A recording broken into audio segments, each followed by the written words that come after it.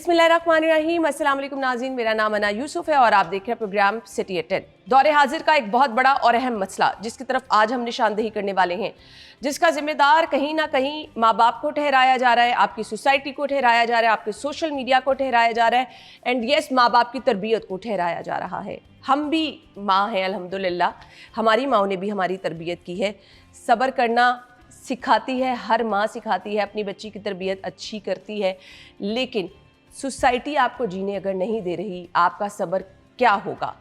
आजकल ये जो हमारे यहाँ झूठ की बुनियाद पर रिश्ते किए जा रहे हैं, कुछ दिखावा करके रिश्ते किए जा रहे हैं, मतलब आपको ऐसा कोई फैंटेसी वर्ल्ड दिखा दिया जाता है, किराए का घर लेके, लड़के की नौकरी इतनी बता के, बिजनेस अच्छा खासा दिखाकर जब सारा कुछ आगे जाके झूठ निकलता है तो फिर आप बच्ची को ये कहें कि सब्र करे, तो कैसे ये मुमकिन चीज़ें हो सकती हैं। फिर अगर आपका जी शादी इस बुनियाद पे की जा रही है, बच्ची को जहेज़ अच्छा खासा दे के भेजेंगे, सारी ज़िंदगी आप बातें सुना रहे हैं कि जी तुम्हारे माँ बाप ने क्या दे के भेजा, तुम्हें तो माँ बाप ने कुछ सिखाया नहीं, पढ़ी लिखी बहू भी चाहिए, अच्छे पैसे कमाने वाली बहू भी चाहिए, लेकिन माँ बाप ने कुछ नहीं सिखाया, साथ ये भी आपको सुनना पड़ेगा।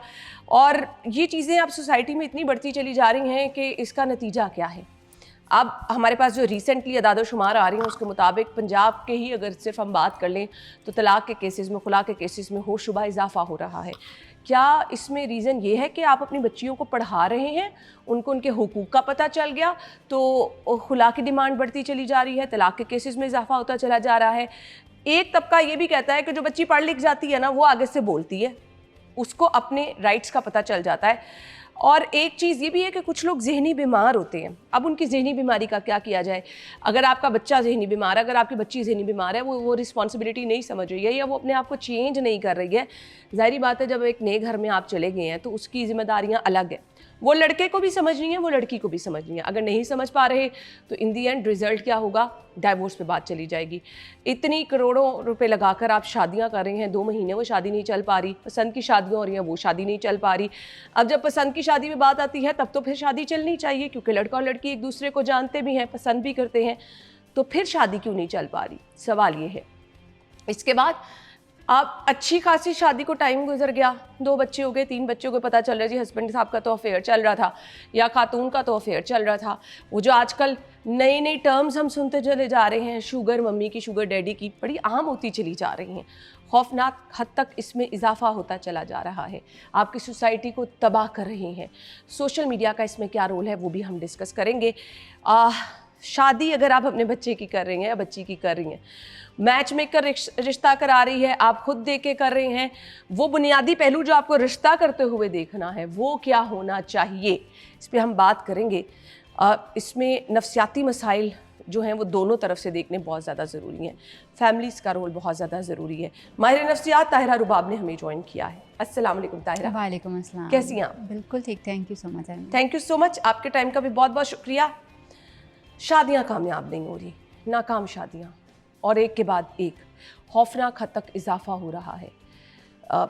क्या पस पर्दा मुहरक़ात हैं जब ऐसे केसेस आते हैं, तो आम तौर पर क्या उसमें रीज़न क्या निकलती है? आम तौर पे ना बहुत सारी रीज़न्स जो हैं ना वो होती हैं। बेसिकली हम अभी तक ना, मैं जिस कोर चीज़ को अभी तक समझ पाई हूँ, 17 साल तो मुझे भी इन इश्यूज़ को देखते हुए हो गए और बड़ा करीब से मैं देखती हूँ। तो मुझे ये लगता है कि मियाँ और बीवी दोनों जो हैं ना वो बेसिकली इस रिलेशनशिप की अहमियत को आज तक जो है वो एक्सेप्ट नहीं कर पाए। शादी जो है हम एक रिस्पॉन्सिबिलिटी या एक रिस्पॉन्सिबल रिलेशनशिप के तौर पे लेने की बजाय उसको शायद हम एक मिलाप की बात करते हैं कि जी ये कमिटमेंट थी, ये हो गया, और उसके बाद जो है हमें शायद इसमें जो इंग्रेडिएंट्स हैं शादी के, वफ़ा, टॉलरेंस, एक दूसरे की रिस्पेक्ट, एक दूसरे को टाइम देना, वो सारी चीज़ें मिस हो जाती, ख़त्म हो जाती और बहुत जल्दी ख़त्म होती।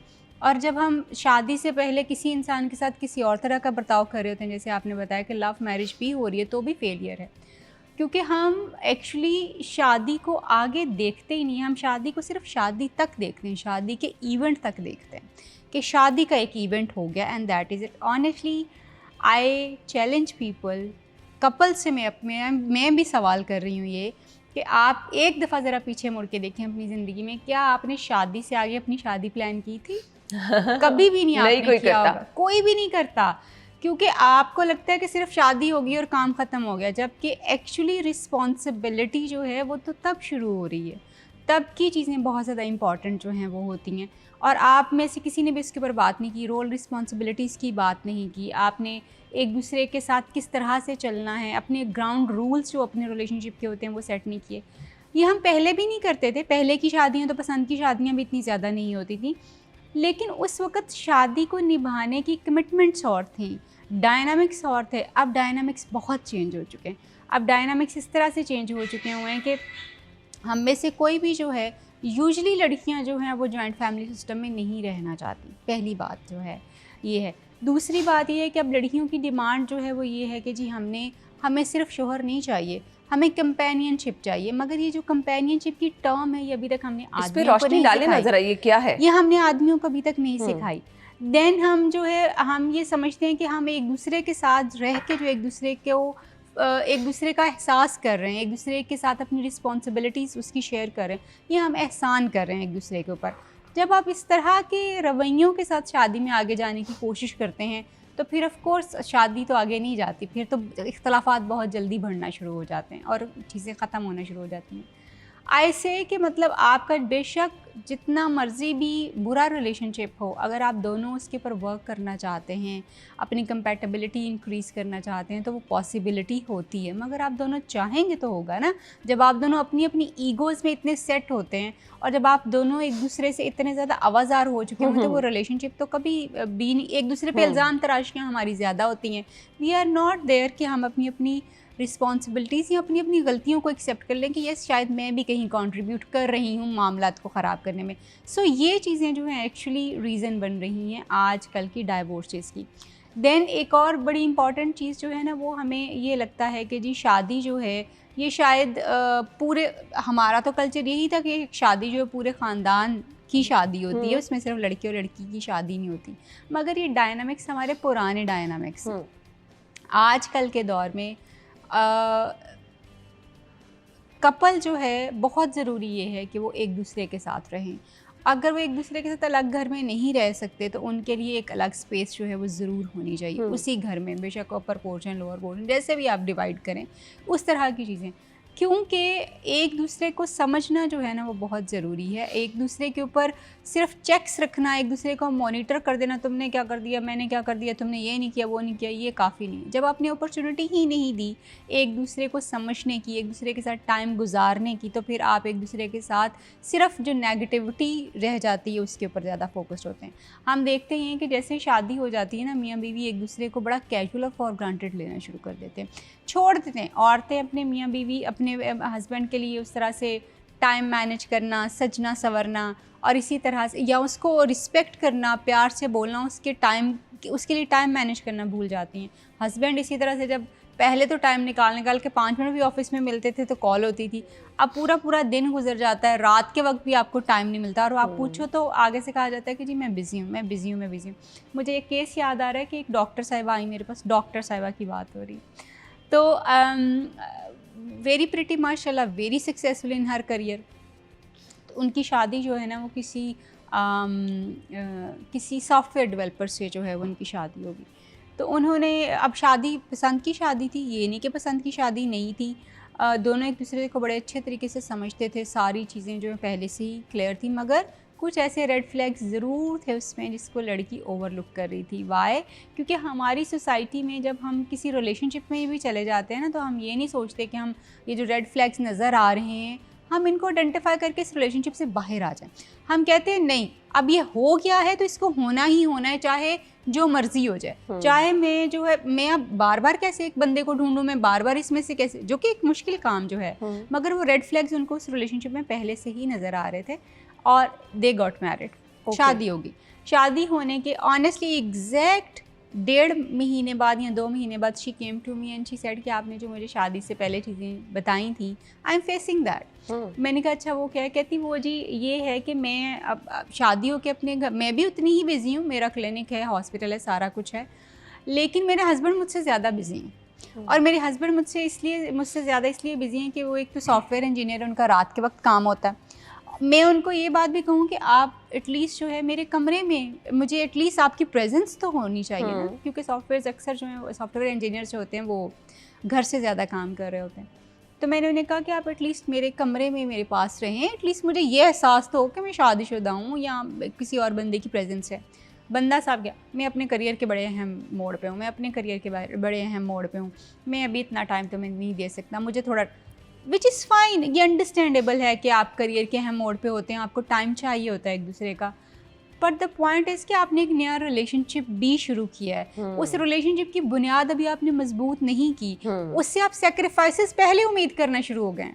जब आप उसको उसमें कोई मोहब्बत का बीज लगाए बगैर, टाइम लिए बगैर, टाइम चीज़ों को सेट किए बगैर, या उस बंदे को हेल्प किए बगैर कि तुमने इस घर में एडजस्ट कैसे होना है, आप उसे कहेंगे तुम आज से सेक्रीफाइसेस की तरफ चले जाओ तो अगला बंदा तो पॉसिबल, मुश्किल हो जाएंगी चीज़ें। तो आई बैठी रोती नहीं। फिर हमने मिनिमम स्टैंडर्ड सेट किए कि तुम इस पे उससे बात करो कि चलो एटलीस्ट रोज़ नहीं हो सकता, हफ्ते में 2 दिन तो हम बैठ सकते हैं, हफ्ते में 2 दिन तो ये चीज़ें हो सकती हैं, जरूरी है, बहुत ये नहीं बैलेंस एक मेंटेन हो जाता है ना। हम सब जो है वो इन चीज़ों को इसी तरह से लेके चल रहे होते हैं कि मैं बहुत बिजी हूँ, मैं बहुत बिजी हूँ। भैया आप इतने बिजी थे तो फिर शादी ना करते, बिल्कुल, क्योंकि शादी एक कंप्लीट रिस्पॉन्सिबिलिटी है और इसके ऊपर आपने इन्वेस्ट करना ही करना है, जैसे आप बाकी सारी चीज़ों के ऊपर इन्वेस्ट करते हैं। आपकी अम्मा, आपकी बहन आपसे गिले करती हैं, तुम शक्ल नहीं दिखाते हो, आप जाते हैं वहाँ पे, आप मिलते नहीं हो, आप सारी जिम्मेदारी। इसी तरह से मियाँ बीवी का रिलेशनशिप भी इतना ही अहम है कि आपको उस पर टाइम देना ही देना है। और आजकल सबसे बड़ी लड़ाई जो है वो इमोशनल निगलेक्ट की है, टाइम ना देने की है। पैसों से ज़्यादा अब ये लड़ाइयाँ बढ़ी हैं। जिन घरों में ऑफ कोर्स पैसे नहीं है वहाँ पे मेन लड़ाई जो है वो पैसों की है, मगर अभी हम दौर ये देख रहे हैं कि पैसा भी है मगर उसके बावजूद भी तलाक़ें जो हैं वो क्यों हो रही हैं। वो एक्चुअली ये वजह है कि वहाँ पे इमोशनल कनेक्शन नहीं है। अब औरतें शादी इसलिए नहीं करती सिर्फ ना कि उनको सिर्फ पैसा चाहिए, सिर्फ इस वजह से नहीं करती क्योंकि मेजॉरिटी काफ़ी सारी औरतें अब काम करती हैं, काफ़ी सारी औरतें चीज़ें मैनेज करती हैं, अपनी जॉब्स के ऊपर है। उनको शादी इसलिए नहीं सिर्फ चाहिए, उनको चाहिए कि हम तो कपड़े जूते पहले भी पहनते ही हैं ना यार, हम कोई भूखे तो नहीं मरते आ गए आपके घर। हमें चाहिए कंपेनियन, और वो कंपेनियन का मतलब ये है कि आप हमारे दुख सुख में हमारे साथ बैठे हैं, आप हमारे साथ बैठ के चाय पी रहे हैं, टीवी देख रहे हैं, हमसे कोई प्यार मोहब्बत की बातें कर रहे हैं, इमोशनली हमारे साथ अवेलेबल हैं।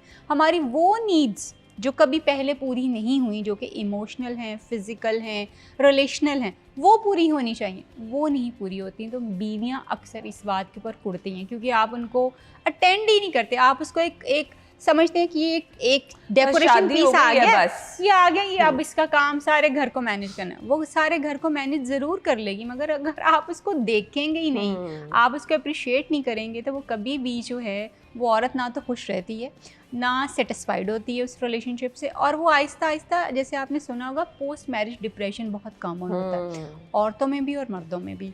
दोनों को लगता है कि औरतें तो ये उम्मीद करके आती हैं कि अब शादी बड़ी रोज़ी होने वाली है, चीज़ें बड़ी खूबसूरत। अच्छा, वो ये भी हमने एक बड़ा ओवर रेटेड सी बात की है कि औरतें बड़ा सोचती हैं शादी तो पता नहीं क्या। जो औरतें वो सोचती हैं वो कोई अननेचुरल चीज़ें नहीं हैं, वो कोई ऐसी चीज़ें नहीं है कि बहुत फैंटेसी है कि जी हम रोज़ ही बड़े बड़े होटल्स में जाके डिनर करें। वो बेयर मिनिमम होता है कि अच्छा यार एक बंदा आएगा, हंस के मुझसे बात करेगा, मुझे उसी तरह से बताएगा कि मैं कितनी प्यारी लग रही हूँ, या वो मुझे मिस कर रहा था। ये छोटी छोटी बातें जिनको हम गैर अहम समझते हैं, बेसिकली ये वो बीज बोती रहती हैं अना, जो कि आगे जाके रिजेंटमेंट्स क्रिएट करती हैं।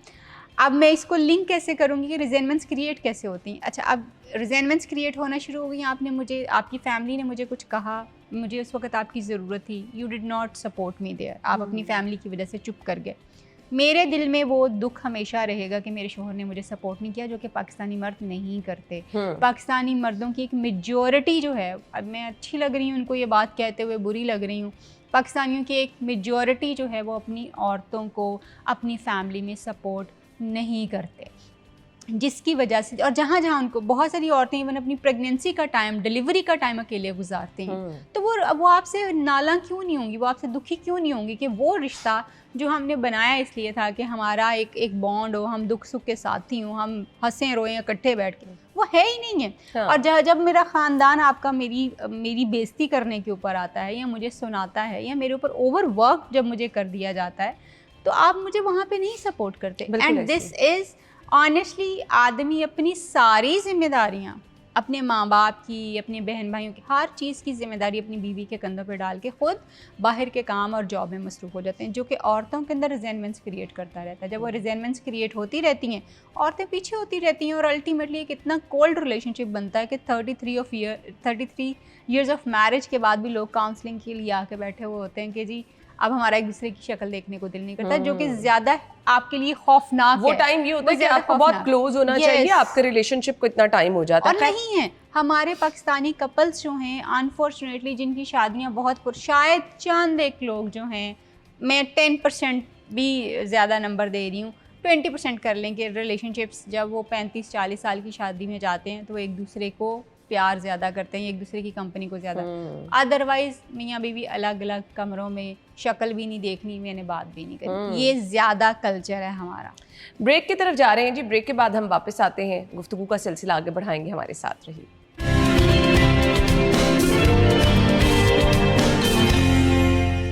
Welcome back once again. एक बड़ा अहम नुक्ता है ताहिरा, आई डोंट नो आप एग्री करती हैं नहीं करती, ये रिश्ता कराना, जब रिश्ता हो रहा होता है, अगर हम अरेंज मैरिज की बात करें तो कितना मैटर करता है और क्या चीज़ें हैं जब आपको तब देखनी चाहिए, क्योंकि यहाँ तो अभी कुछ ऐसे लोग भी हैं ना कि अच्छा बच्ची की मर्ज़ी ना पूछें, चले पूछ लिया, ये पूछ लिया कि ये रिश्ता देखा, बच्ची भी कहती है मेरे माँ बाप ने सही फ़ैसला कर दिया, वो सही फ़ैसला बाद में जाके गलत हो रहा होता है। मैच मेकर ने रिश्ता करा दिया, 2 फैमिलीज़ आपस में मिली, 4-5-6 महीनों में शादी तय पा गई और फिर वो शादी चल नहीं सकी। तो कुछ ऐसी चीज़ें जो आपको लगता है कि लाजमी देखनी चाहिए, माँ बाप को भी, आपको बच्ची के एंड से भी देखना चाहिए, आपको दोनों को मिलवाना भी चाहिए, उनकी बातचीत भी करानी चाहिए, कितना ज़रूरी है? बहुत ज़रूरी है। अना आपने बड़े ही, अभी मुझे रिसेंटली मैंने जो है एक केस मेरे सामने आया, बिल्कुल एग्जैक्ट यही, and she is also a doctor.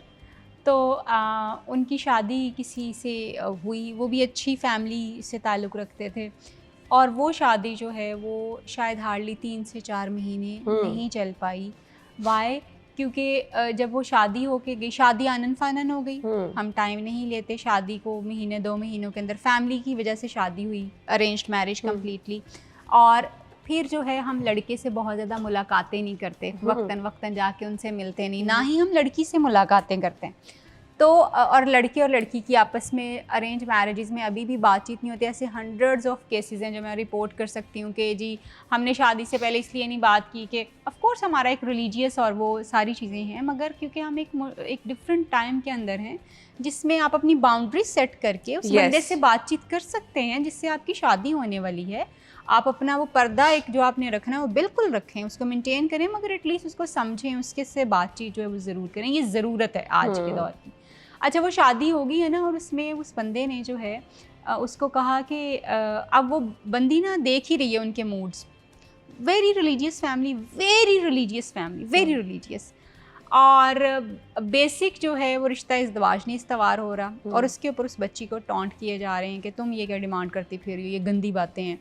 सास भी इसको कहती तुम इसको ज़्यादा प्रेशराइज़ कर रही होगी, तुमने ही सारा कुछ किया होगा, इसलिए उसका मूड तुम्हारे साथ ख़राब हो जाती है इन चीज़ों के ऊपर। And then they started abusing. जैसे मैंने अभी आपको कहा कि नार्सिसिज्म इस वक्त बहुत कॉमन है पाकिस्तानी सोसाइटी में, और ख़ास तौर पे मर्दों में, और उसकी वजह ये पढ़े लिखे बच्चों में, हर एक में, पढ़ी लिखी फैमिलीज में भी, पढ़ी लिखी फैमिलीज़ में भी, सिर्फ उन फैमिलीज़ में नहीं है जहाँ पे अपने बच्चों को हम वैल्यूज़ के ऊपर ट्रेन करते हैं। अदरवाइज़ नार्सिसिज्म इतना कॉमन है पाकिस्तान में कि आप परेशान ही हो जाएं, और वो मर्दों में बहुत ज़्यादा है। अच्छा, वो पैथोलॉजिकल ये नहीं है कि वो जिसको हम कहते हैं कि ये नार्सिसिस्टिक पर्सनैलिटी डिसऑर्डर है, ये वो नहीं है, ये वो नार्सिसिज्म है जो हमने इंड्यूस किया हुआ है, हमारे इन्वायरमेंट ने इंड्यूस किया है। तुम मर्द हो, तुम तो, लड़के तो ऐसे करते ही हैं। और लड़कों को तो गुस्सा आता ही है, मैं मर्द हूँ, मुझे तो मेरी बीवी इनकार कभी नहीं कर सकती है। और फिर इसी तरह से जो है बीवी पे फ़र्ज़ है कि वो मेरी इज़्ज़त करे। यस, सब कुछ फ़र्ज़ है, वो आपको इनकार भी नहीं कर सकती, बट पॉइंट इज़ दिस कि फिर वैसा बंदा भी होना चाहिए जो उसको प्रोटेक्ट कर सके, जो उसको खाना पीना दे सके, जो उसको प्रॉपरली उसकी बेसिक नीड्स को जो है वो पूरा कर सके, और उसको भी रिस्पेक्ट दे सके। सो नार्सिसिस्टिक आदमी हमें बहुत कॉमन नज़र आते हैं अपनी सोसाइटी में, जिनका ये होना जी कि हम मर्द हैं और हम तो इसी तरह से हैं। एंड देन आदमी बहुत कंट्रोलिंग हैं Pakistani, not only in terms of कि उन्होंने औरतों को ये बताना होता है कि कहाँ जाना और कहाँ नहीं जाना, उनके खाने पीने और उनको पैसे देने के चक्करों में भी। पॉकेट मनी बहुत सारे आदमी जो हैं, मर्द जो हैं, इवन उन औरतों को भी बहुत कम देते हैं जो कि काम नहीं करती। पॉकेट मनी तो कई मर्दों को ये लगता है कि ये देना ही क्यों पड़ती है, 5,000, 2,000, 10,000, 20,000, मतलब ठीक है आप अपनी इस्तात के हिसाब से ही दे सकते हैं, लेकिन वो देना भी बहुत मुश्किल है। बहुत सक्सेसफुल और अमीर लोगों में मैंने देखा है। मैं पूछूं कि अच्छा ये ऐसे क्यों है कि मतलब आप उसको इतनी पॉकेट मनी तो दें कि वो अपनी मर्ज़ी से एक अच्छा सूट जो वो लेना चाहे वो ले ले, तो आगे से कहेंगे कि नहीं हम इसलिए इतने पैसे नहीं देते कि वो कहीं ख़राब ना हो जाए, अच्छा, उसका कंट्रोल ना मतलब आप एक औरत को जहाँ जहाँ आपसे कंट्रोल हो सकता है आप उसको कंट्रोल करते हैं। तो देखिए शादी जो है ना वो कंट्रोल का नाम नहीं है, शादी का मतलब जो है ग्रोइंग टुगेदर है। और आपको शादी, जैसे आपने खूबसूरत बात की कि देखना क्या चाहिए, जब आपकी शादी हो रही हो तो मैं सारी बेटियों को और लड़कों को ये एडवाइस कर रही हूँ कि आप उस बंदे से ज़रूर मिलें, बात करें, लड़की या लड़के से, आप उसके घर वालों से मिलें, आप उनके साथ बातचीत करें, आप उनके साथ एक ताल्लुक़ अपना बनाने की कोशिश करें ताकि आपको आइडिया हो सके कि एक्चुअली ये घर वाले किस तरह के हैं, इनके घर के डायनामिक्स कैसे हैं, इनके घर में चीज़ें कौन सी हो रही हैं। जैसे अभी आपने कहा कि अक्सर कई दफ़ा कई लोग जो हैं वो ज़हनी तौर पे मरीज़ होते हैं। जैसे ये मैंने अभी आपको एक लड़का जो मैंने केस बताया उसमें येस दिस वाज कि वो लड़का ज़हनी तौर पे ठीक नहीं था, एक्चुअली उसको साइकोलॉजिकल प्रॉब्लम था। साइकोलॉजिकल प्रॉब्लम होना कोई बड़ी बात नहीं होती, मगर उस साइकोलॉजिकल प्रॉब्लम के ऊपर आप अगले बंदे को एक्सप्लॉइट नहीं कर सकते। आपकी वो प्रॉब्लम बीमारी की सूरत में हो तो अगले की जिंदगी तो तबाह हो गई। आप फिर अपनी बीमारी को एड्रेस करने की बजाय अगले बंदे को गलत लाइन के ऊपर और उसको बुरा भला और उसको सारी चीज़ें करें, जो कि गलत चीज़ है। और ये बहुत कॉमन है, आप अपने बेटे की और अपनी बेटी की गलतियाँ जो हैं दूसरे लोगों के ऊपर बहुत आराम से थोप देते हैं। आप अपने बेटे और बेटी की गलतियों को जो है बिल्कुल भी आइडेंटिफाई नहीं करते। अक्सर लड़कियां भी, उनका मसला ये होता है कि ससुराल वाले आते हैं तो मुंह इतना बना, अगर नंदे आ जाती हैं तो बहुत मुंह बन जाता है, बहनें आती हैं तो बड़ी खुशी होती है। तो ये वाली चीज़ें जो है ना, जब तक हम इस ट्रेडिशनल चीज़ से नहीं निकलेंगे कि जी ये फैमिली मेरे लिए बोझ है या मेरे लिए मुसीबत है या हाँ ये जो आने वाली लड़की है ये हमारी तो नहीं है, क्योंकि हम बहू को घर का फ़र्द भी नहीं समझ पा रहे होते, हम उसको एज़ फ़र्द भी नहीं कबूल कर पा रहे होते, वो हमारे लिए एक इंट्रूडर होता है। और फिर हम उसको कहते हैं तुमने जगह अपनी बनानी। हम कैसे अपनी जगह बनाएंगे जब कोई जगह कोई कबूल करने को तैयार नहीं है, कोई जगह देने के लिए सपोर्ट करने को तैयार नहीं। जगह कैसे बन सकती है? ऐसे जगह बनाने के लिए आपको एक वेलकमिंग एटीट्यूड देना होता है, आपको छोटी छोटी गलतियों को निगलेक्ट करना होता है, आपने अगले बंदे को गाइड करना होता है, आपने उसको प्रोटेक्ट करना होता है अपनी फैमिली के अंदर या जहाँ पे भी हो। सास ने बेटियों की तरह उसको ट्रेन करना होता है, क्योंकि उसको आपके घर का तो माहौल का नहीं पता, वो तो पहली दफ़ा आपके घर में आ रही। ये सपोर्टिव बिहेवियर बहुत मिसिंग होते हैं जो अल्टीमेटली लोगों को बहुत थका देते हैं। अब औरतें बहुत ज़्यादा लंबा वेट नहीं करती, क्योंकि ऑफ कोर्स वो ये सोचती हैं कि जी ज़िंदगी कितनी है, हम इस चक्कर में 10-12 साल पड़े रहें कि जी ये चीज़ें ठीक हो जाएं, उतनी देर में बच्चा हो जाएगा, फिर तो ठीक हो ही जाएंगी चीज़ें, ना भी होंगी तो मजबूरन करनी पड़ेंगी आपको। तो इसलिए लोग जो हैं वो अब रिलेशनशिप से बाहर जो है वो निकलना शुरू हो चुके हुए हैं। उसमें बहुत सारी वजूहात जो हैं वो ऑफ कोर्स फाइनेंस उसका एक बहुत बड़ा एलिमेंट, बहुत अहम पहलू है।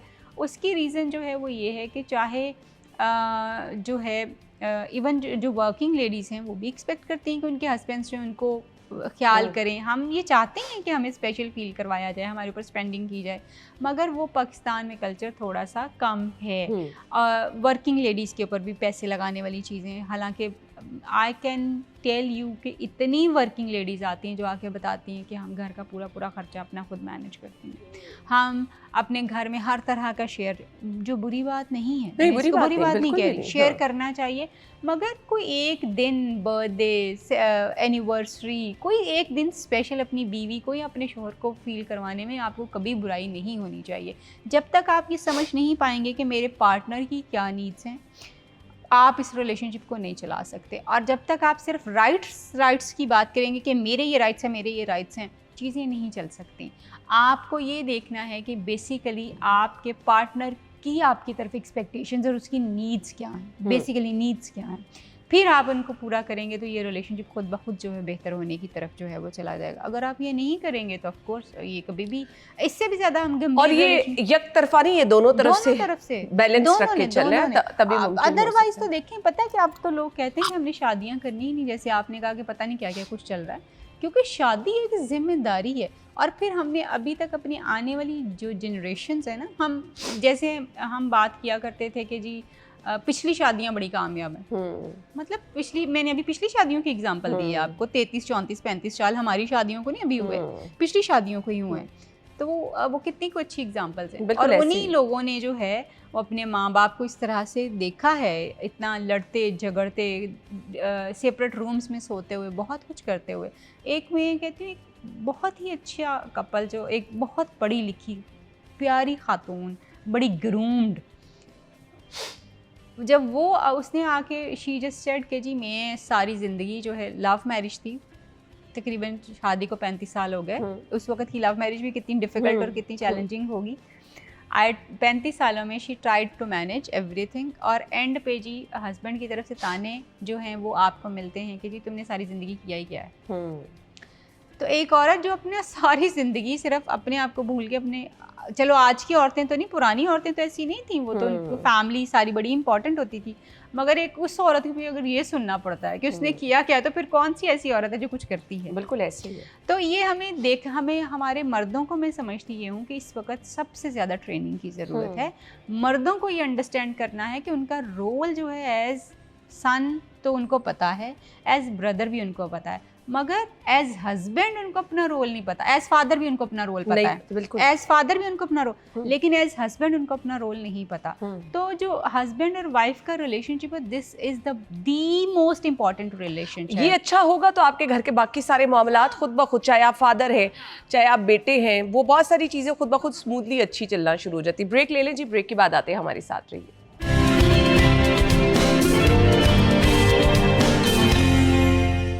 Welcome back once again. हम गुफ्तगू का सिलसिला आगे बढ़ाएंगे। वो एक ख़ास एलिमेंट जो, या बच्ची को बार बार एक चीज़ पर टारगेट किया जाता है, तुम्हारे माँ बाप ने तुम्हें सब्र करना नहीं सिखाया, तुम तो ज़ुबान बहुत चलाती हो, तरबियत अच्छी नहीं की बच्ची की। ये तरबियत कैसी होनी चाहिए? क्या बच्ची जो कुछ भी कोई कहता चला जा रहा है, उसका हस्बैंड सास उससे चुप करके सुनती चली जाए?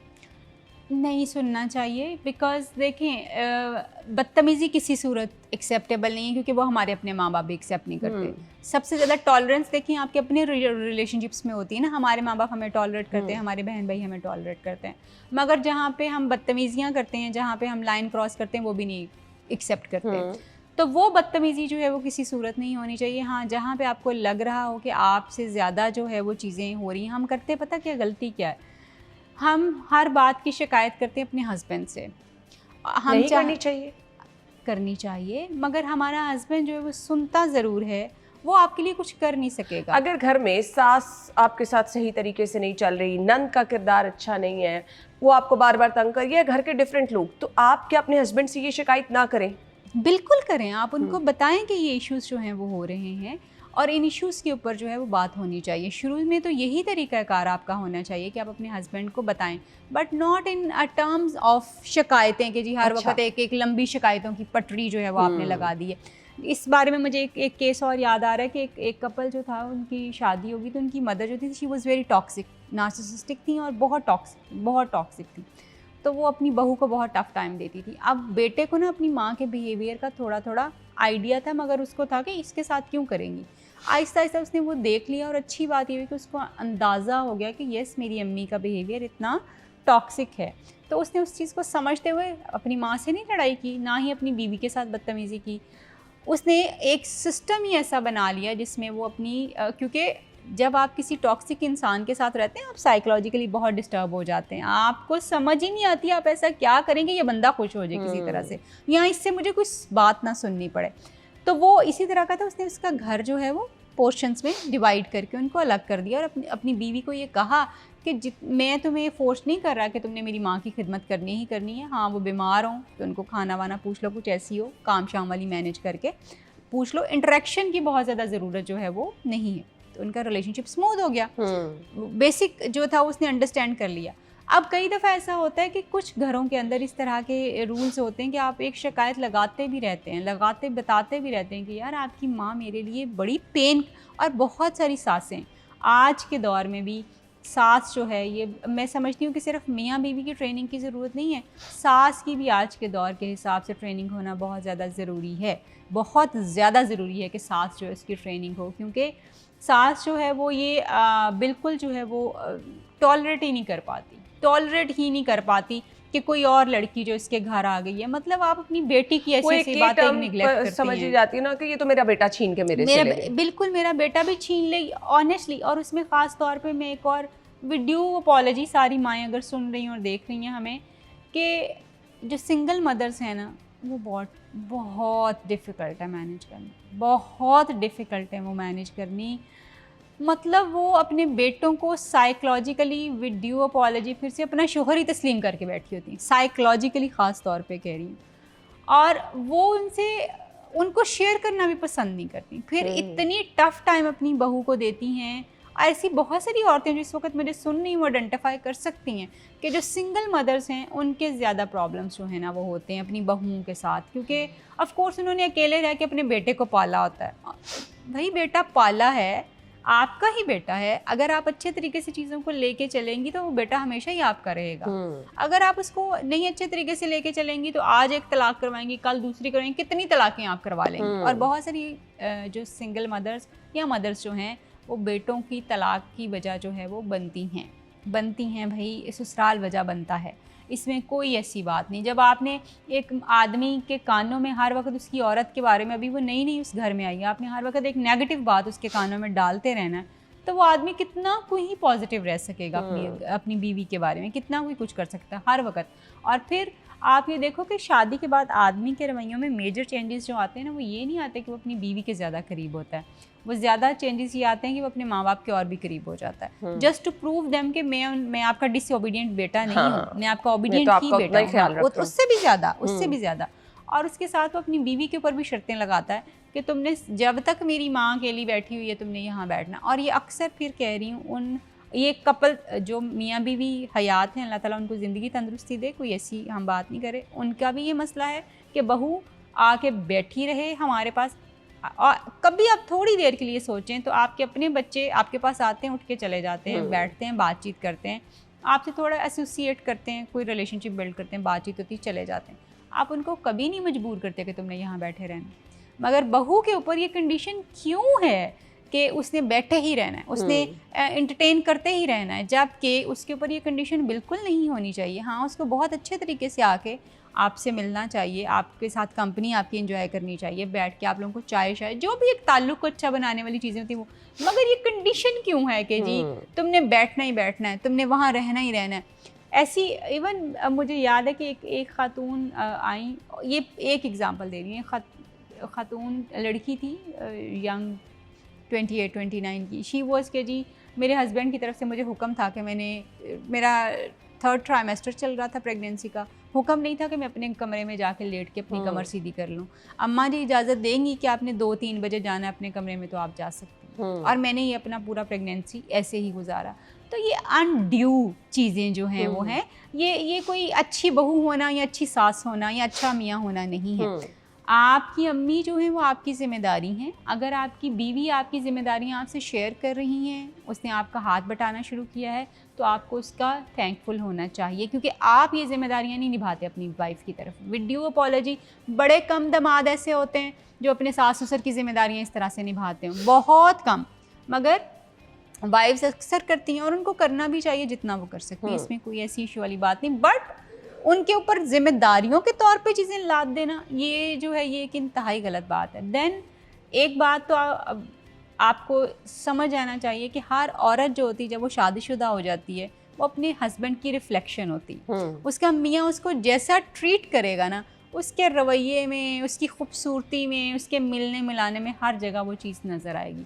अगर आप अपनी बेगम को, अगर आप पहल नहीं करते चीज़ों में, उसको अप्रिशिएट करने में, इवन किसी भी चीज़ में, आदमी पे फ़र्ज़ है कि उसने, फ़र्ज़ का मतलब ये कि उसकी ड्यूटी है कि वो पहल करे। हाँ, वो पहल करे अपनी चीज़ों में, चीज़ों को हर तरह से। और औरत जो है वो हमेशा रिस्पॉन्सिव होती है, वो रिस्पॉन्स करती है। जब आप उसको एक अच्छी चीज़ देंगे वो रिस्पॉन्स क्यों नहीं करेगी? ये उसकी वो ये बाय डिफ़ॉल्ट उसकी सेटिंग्स ही यही कि वो इस तरह की है। आप उसको अच्छा ट्रीट करेंगे, वो तो एक दिन में एक औरत को आप अच्छा ट्रीट करते हैं, वो तो निहाल होने पे आपके आ जाती है और वो क्या क्या कुछ नहीं करती। लेकिन जब आप उसको हर वक्त जलील करेंगे, जो कि हमारे माशरे का एक बहुत बड़ा कुंद ज़ुहन हो, तुम्हें तमीज़ नहीं है, तुम्हें सिखाया नहीं किसी ने, तुम्हारी तरबियत नहीं की। भाई वो एक घर से आई है जहाँ पे वो भरे पूरे ख़ानदान का हिस्सा थी, वहाँ पे उसकी तरबियत की गई। आपको क्यों ये लगता है, हर ससुराल को ये लगता है कि बहू की तरबियत हम नहीं करनी इसको खाना नहीं सही बनाना आता था, हमने बनाना सिखाया। एग्जैक्टली इसका बिहेवियर अच्छा नहीं था, वो हमने सीधा किया, हमने सीधा किया। हाँ। ये बहुत सारे लोगों को ये लगता है कि जी हमने इसको सीधा कर दिया। हाँ। वो आपने सीधा नहीं किया, आपने उसको वो नहीं रहने दिया जो वो थी। और अब वो माशाल्लाह ना आपके काम किए ना किसी और के काम किए।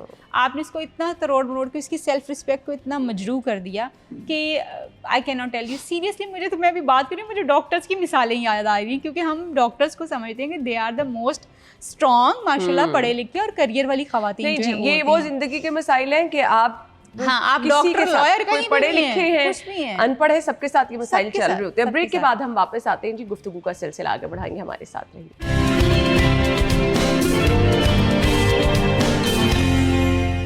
Welcome back once again. गुफ्तगू का सिलसिला आगे बढ़ाएंगे। ताहिरा, एक और बड़ी चीज़ है जो हम बात कर रहे हैं कि कपल्स में डाइवोर्स रेशो या खुला की रेशो क्यों बढ़ती चली जा रही है। अफेयर्स हस्बैंड के भी हैं, वाइफ के भी हैं। क्यों ऐसा है? डिमांड जो एक रिलेशनशिप की होती है वो तो पूरी हो रही है, उसके बावजूद आपके बाहर रिलेशनशिप है। आई डोंट नो, ये सोशल मीडिया का गलत इम्पैक्ट है या आपके पास बड़ी आसान चीज़ों की रसाई हो चुकी है, पता नहीं क्यों। अना एक्सेप्टेंस जो है थोड़ी थोड़ी सी आती जा रही है। और आपको मैं एक और इंटरेस्टिंग बात बताऊं कि हमारी औरतें जो हैं ना, वो आदमियों के एक्स्ट्रा मैरिटल रिलेशनशिप्स के ऊपर कुड़ती सड़ती तो ज़रूर हैं, कुड़ती सड़ती हैं, लड़ती हैं, सारा कुछ होते हैं, उसको नापसंद करती हैं, मगर उसके ऊपर कभी कोई सख्त कदम नहीं लेती। तलाक़ों की अक्सर वजह एक्स्ट्रा मैरिटल रिलेशनशिप नहीं है, ये मैं आपको बता दूं, ये लीस्ट वजह होती है, क्योंकि औरतें टॉलरेट करती हैं ये चीज़। इस वजह से जब टॉलरेंस किसी चीज़ की हो जाती है तो वो बढ़ जाता है। और फिर जो आप दूसरी एक जो चीज़ करते हैं कि फिर आप एक दूसरे की नीड्स नहीं पूरी करते। आप जो है मेजरली जो रीज़न्स हैं ना, वो रिस्पेक्ट का ना होना रिलेशनशिप में है, बेसिक अज़दवाजी नीड्स का ना मीट करना जो है वो है आपका। जब औरतें अपने आप को निगलेक्ट करना शुरू करती हैं, और यूजुअली औरतें, उनको भी ये लगता है कि खूबसूरत रखना, अपना ख्याल रखना, बस इतना ही ज़रूरी था कि हम शादी कर लें। बहुत सारी औरतें ये थोड़ी सी रियलिटी की तरफ आए ना, तो हम घर में ऐसे बंद सवर के नहीं बैठ सकते। ना बैठे, जब हस्बैंड आए तो आप साफ सुथरे तो हो सकते हैं। नहीं हो सकता है, लेकिन अगर आप कितना टाइम लग, आप हमारी जो माएँ थी उनके पास हमसे ज़्यादा काम थे, वो बनती सवरती थी। उस वक्त का तो कल्चर ही यही था कि औरतों ने बनना सवरना है जब उनके हस्बैंड का, तो फिर अभी क्यों नहीं हो सकता? ये जो हमने एक बहाना बना लिया हुआ है ना, अभी आपने बड़ी अच्छी बात कही, ये मेरी दुखती रह गए कि हम जी बड़े मसरूफ हैं। और मुश्किल है वाकई कि आप हर रोज तैयार होके बैठ जाएं। मुझे वाकई एक्चुअली ये मुश्किल लग रहा होता है। मतलब क्या मुश्किल है इसमें? आप रोजाना काम के लिए तैयार नहीं होती, तो वो तैयारी फिर हस्बैंड के लिए क्यों नहीं? मतलब अब ये तो नहीं ना है कि आप बिल्कुल बन सवर के घर में, अब वो वाला देखिए, घर की रिस्पॉन्सिबिलिटी है ना आपके ऊपर। अगर आप एक खातून को देखें ना, कि हर घर में नहीं मुलाजिम है, हर घर में नहीं बच्चों की केयर करने के लिए कोई है। आपने अपनी घर की रिस्पॉन्सिबिलिटी भी देखनी है, आपने सास ससुर को भी खुश रखना है, आपने खाना भी बनाना है, और फिर आप ये कह रहे हैं कि जी वो तैयार होके मेकअप करके घर में बन सवर के बैठ जाए। ये एक हाउसवाइफ के लिए थोड़ा सा नहीं, ये बिल्कुल भी मुश्किल नहीं है, क्योंकि औरतों के लिए कोई चीज़ कभी मुश्किल नहीं होती। ऑनेस्टली औरत के लिए कोई चीज़ कभी मुश्किल नहीं होती। जो चीज़ अपनी वो प्रायोरिटी बनाती है वो उसको करती है।